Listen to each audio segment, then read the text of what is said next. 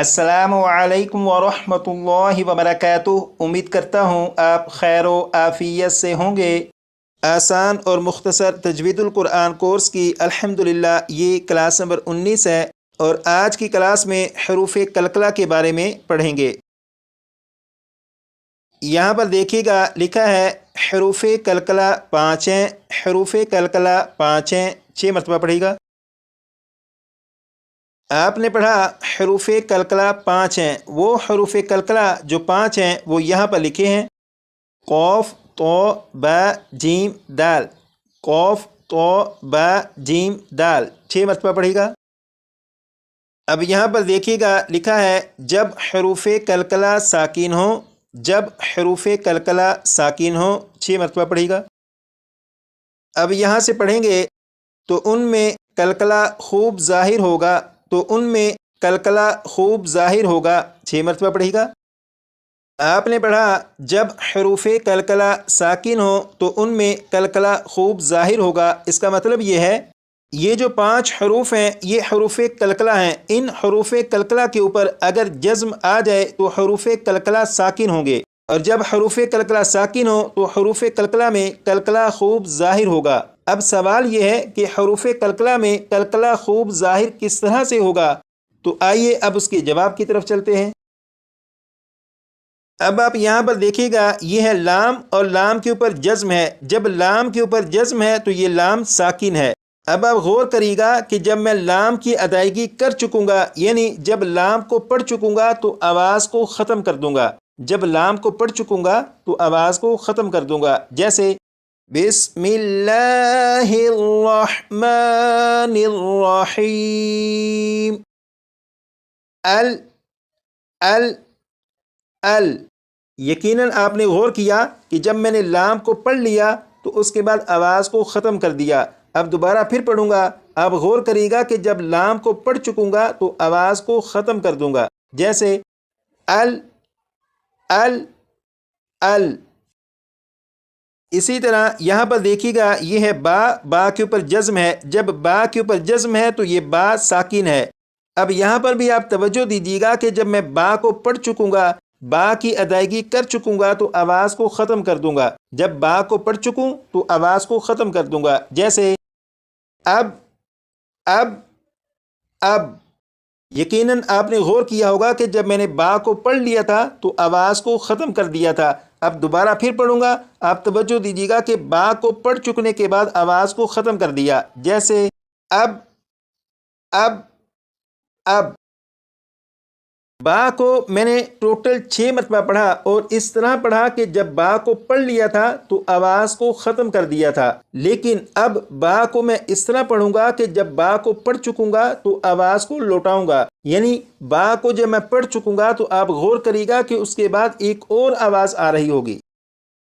जैसे अब ब अब ब अब ब।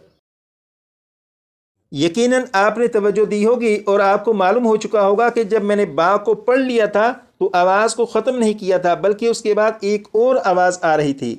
जैसे अब ब अब ब अब ब। बा को पढ़ने के बाद ये वाली जो आवाज़ आ रही है अब ब ब ब ब, ये जो आवाज़ है ये कलकला है। ये कलकला खूब ज़ाहिर हो रहा है। फिर सुनिएगा अब ब अब ब ब ब, ये कलकला खूब ज़ाहिर हो रहा है। अब मैं यहाँ से लाम को इस तरह से पढ़ूँगा कि लाम की जब अदायगी कर चुकूँगा तो आवाज़ को ख़त्म कर दूँगा। इसका मतलब होगा कि मैंने लाम पर कलकला नहीं किया। जैसे अल अल अल। अब बा की अदायगी इस तरह से करूँगा कि बा पर आवाज़ ख़त्म नहीं होगी, बल्कि उसके बाद आपको एक आवाज़ आएगी, वो आवाज़ लौट रही होगी। जैसे अब ब अब ब अब ब। ये जो आवाज़ है ये कलकला खूब ज़ाहिर हो रहा है।